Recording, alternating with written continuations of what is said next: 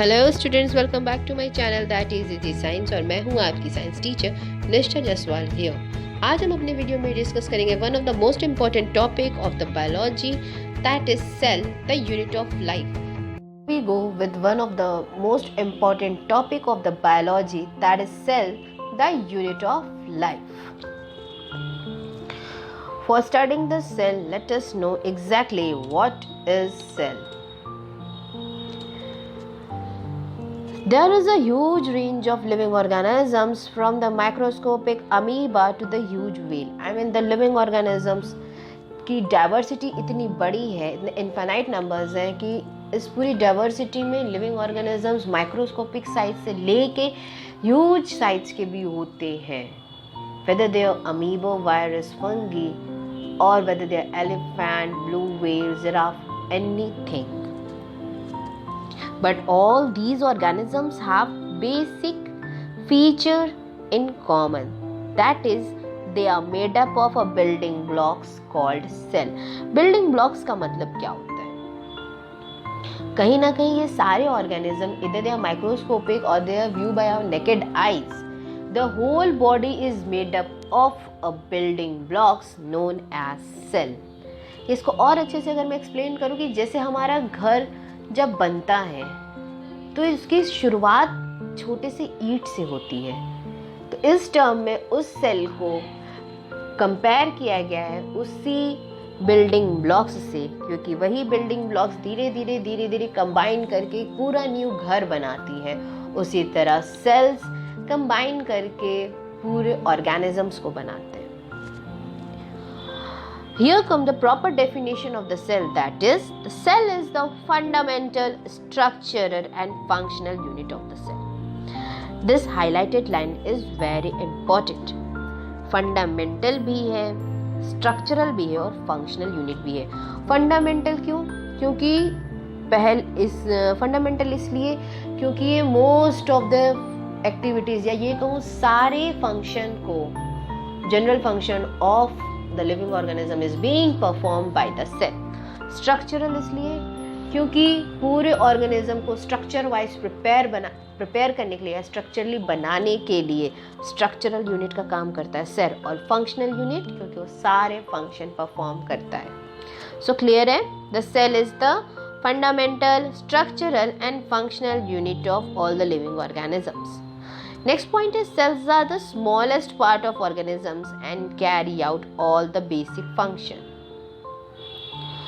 इसको और अच्छे से हम कह सकते हैं कि आप एक वो क्या कहते हैं, एक मैप बना लीजिए, ये एक चार्ट बना लीजिए जिसमें आप लिखिएगा पहले नंबर पे सेल, दूसरे नंबर पे लिखिएगा टिश्यू, तीसरे नंबर पे लिखिएगा ऑर्गन, चौथे नंबर पे लिखिएगा ऑर्गन सिस्टम और पांचवें नंबर पे लिखिएगा ऑर्गेनिज्म, और उन सब में इंक्रीजिंग एरो बनाइएगा। ये क्या बनाएंगे कि सेल्स कंबाइन होकर बनाते हैं टिश्यू, टिश्यूज कंबाइन होकर बनाते हैं ऑर्गन, ऑर्गन कंबाइन होकर बनाते हैं ऑर्गन सिस्टम, और सारे ऑर्गन सिस्टम कंबाइन करके बनाते हैं ऑर्गेनिज्म। इसीलिए ऑर्गेनिज्म का या बायोलॉजी का स्मॉलेस्ट पार्ट क्या है? Cell. Every cell has its own line. One of the most important point related to cell is that cell has its own lifespan. For example, RBC red blood cells have lifespan of 120 days. यानी हर 120वें दिन पे नई RBC बनती है और हर 120वें दिन पे पुरानी RBC खत्म हो जाती है। ठीक है? Now moving on to the next point, let's know about how the discovery of cell occur. Cell was discovered by whom? Let's know.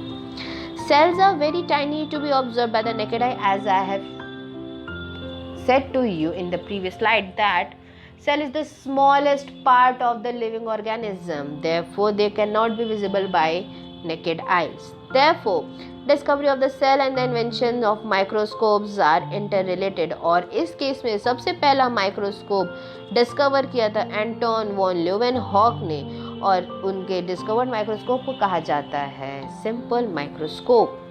Simple microscope के अंडर उन्होंने डिस्कवर किया था फर्स्ट टाइम लिविंग सेल। अगर आपसे question पूछा जाता है the first man who saw the living cells under the microscope, आपका आंसर होगा Anton von Leeuwenhoek. Next scientist है हमारे Robert Hooke, was the first one to discover about the cell। अगर आपसे देखिए, अब ये कंफ्यूज करने वाला क्वेश्चन आता है ना, कि अगर आपसे पूछे कि पहली बार लिविंग सेल्स को किसने ऑब्जर्व किया था, तो वो थे एंटोन वॉन ल्यूवेनहॉक। लेकिन पहली बार सेल को किसने डिस्कवर किया था, तो वो है रॉबर्ट हुक। ये डिस्कवरी उन्होंने की थी 1665 में अंडर कंपाउंड माइक्रोस्कोप, और कंपाउंड माइक्रोस्कोप का दूसरा नाम है हुक्स माइक्रोस्कोप, क्योंकि इस माइक्रोस्कोप का इन्वेंशन भी रॉबर्ट हुक ने किया था। इन्होंने ऑब्जर्व किया, इन्होंने एक एक्सपेरिमेंट किया जब इन्होंने कंपाउंड माइक्रोस्कोप बनाया, और उन्होंने क्या ऑब्जर्व किया, let's study. He observed a thin slice of cork under his microscope and noticed that the cork had a large number of small boxes joined together to form a honeycomb like structure। और इसी structure को hook ने कहा था boxes या compartment, जिससे इन्होंने नाम दिया था सेल्यूलाई, जिसे इंग्लिश में सेल्स कहा जाता है। मतलब इन्होंने स्लाइस ली कॉर्क की, कॉर्क क्या होता है, पेड़ की छाल, उसका उन्होंने स्लाइस लिया और थिन स्लाइस लेके अपने कंपाउंड माइक्रोस्कोप के अंडर ऑब्जर्व किया। तो उन्होंने नोटिस किया कि उस छाल में, उस स्लाइस ऑफ कॉर्क में छोटे छोटे छोटे छोटे कंपार्टमेंट्स थे या बॉक्सेस थे, जो एक दूसरे से टाइटली जॉइंट थे। और वो कैसा स्ट्रक्चर बनाते थे, हनी कॉम्ब लाइक स्ट्रक्चर। और इस बॉक्सेस या कंपार्टमेंट को उन्होंने नाम दिया सेल्यूलाई, जिसे इंग्लिश में कहा जाता है सेल्स। और अच्छे से स्टडी करने के लिए सेल को इन्वेंट हुआ इलेक्ट्रॉन माइक्रोस्कोप, ताकि सेल की हम डिटेल स्टडी स्ट्रक्चर वाइज पर भी कर सके। Here is the picture of compound microscope that was discovered by Robert Hooke, which is also known as Hooke's microscope, and under which discovery of the cell was done in 1665. And this is the picture of honeycomb structure that was observed by Robert Hooke in his experiment. Clear? I hope there is no doubt related to the discovery of the cell. Now let's move on and know some few more points related to Robert Hooke. He is also known for the discovery of Hooke's law of elasticity in physics, construction of compound microscope, observation of cork under the microscope, and coining the term cell to describe the basic unit of life। मैं पहले से बता रही हूँ कि cell क्या है, basic, that is fundamental unit of life. और सेल का नामकरण किसने किया था, रॉबर्ट हुक ने। और इसकी डिस्कवरी किसने की थी, रॉबर्ट हुक ने। क्लियर है? इन्हीं सब काम की वजह से इन्हें कहा जाता है जैक ऑफ ऑल ट्रेड्स। अब लास्ट वाले में देख सकते हो, sorry, he is therefore described as jack of all trades। Moving on to the next slide। Now we are going to know about cell theory। जो भी हम सेल के बारे में अभी तक पढ़े उसको सम अप करके दिया गया था cell theory.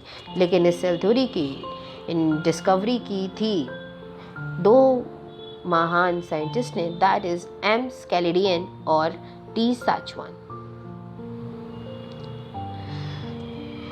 The concept that all the living organisms are made up of cells was explained as cell theory by the two scientists M. Scaladian and T. Sachwan in 1838। Mathias Scaladian, ये क्या थे, एक German botanist थे, और इन्होंने जो भी experiment किया वो प्लांट पे किया।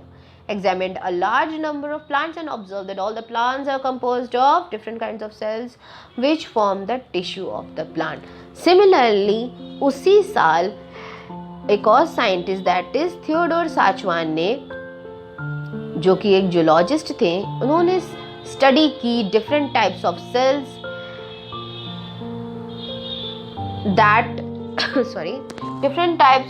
and reported that the cells had a thin outer layer which is today known as plasma membrane। और ये स्टडी उन्होंने की थी एनिमल में। मैथियस स्केलिडियन ने की थी प्लांट में और थियोडोर साचवान ने की थी एनिमल में। साचवान ने ये भी बताया था कि cell wall is the unique character of the plant cell. उन्होंने बताया कि प्रेजेंस ऑफ सेल वॉल क्या है, ये यूनिक कैरेक्टर है किसका, प्लांट सेल का। ठीक है, अब इसमें एक और साइंटिस्ट ने अपने व्यू ऐड किए, that is रेडोल्फ वर्चो in 1885 explained that the cell divide and new cells are formed from the pre-existing cell. According to Rudolf Virchow, जो भी न्यू सेल बन रहे हैं they are formed from the pre-existing cell, या ये कहूँ जो भी डॉटर सेल्स बन रहे हैं वो arise हो रहे हैं अपने पेरेंट सेल से। He modifies the cell theory and gave it a final shape। मतलब सेल थ्योरी तो साचवान और स्कैंडी ने बनाया ही था, लेकिन रेडोल्फ वर्चो ने अपनी भी एक व्यू को ऐड किया और सम अप किया और सेल थ्योरी को एक फाइनल रूप दिया। Cell theory states that all living organisms are composed of cells and the products of cell, and all cell arises from the pre-existing cell. These 2 points of cell theory are very very important. जितना भी cell theory में जो भी discover हुआ उन सबको sum up करके इस 2 लाइन में स्टेट किया गया कि एग्जैक्टली सेल थ्योरी है क्या, और इसकी डिस्कवरी का क्रेडिट जाता है 3 साइंटिस्ट को, दैट इज कैनेडियन, साचवान एंड वर्चो। अगर आपसे सिर्फ पर्सनली पूछा जाता है, सॉरी पर्सनली वर्ड मेंशन नहीं करूंगी, अगर आपसे पूछा जाता है कि साचवान और कैनेडियन के व्यूज़ क्या थे, तो उन्होंने डिस्कवर किया था कि all living organisms are composed of cells and the products of cell, clear. और वर्च्यू ने इसमें ऐड किया था कि all cells arises from the pre existing cells. I hope concept of cell theory is clear to you. Whatever I have highlighted in my PPT, they are very very important, or the name of scientist, cell theory, whatever. जितना भी मैंने cell से related अभी पढ़ाया आपको, cell discovery और cell theory, उससे related मैंने 12 क्वेश्चंस का क्वेश्चन पेपर प्रिपेयर किया है, जिसकी लिंक मैंने डिस्क्रिप्शन बॉक्स में मेंशन की हुई है। अगर आप इसको सॉल्व करना चाहते हैं तो आप डिस्क्रिप्शन में जाके उस लिंक को पढ़ें, उस लिंक को क्लिक करें और उस क्वेश्चंस को सॉल्व करें। They are very good questions, और इन क्वेश्चंस को मैंने NCERTs की बुक से छाट के आपके लिए लाया है, ताकि आप जो कंपटीशन लाइन में प्रिपेयर कर रहे हो या फिर आप सिर्फ जनरल स्टडी भी कर रहे हो, तो कहीं ना कहीं वो क्वेश्चंस आपको बेहद हेल्पफुल होने वाले हैं। Thank you so much. Here we come with the end to the video. If you like my video, do subscribe my channel, like my video and share it. Thank you so much. Stay happy, stay connected.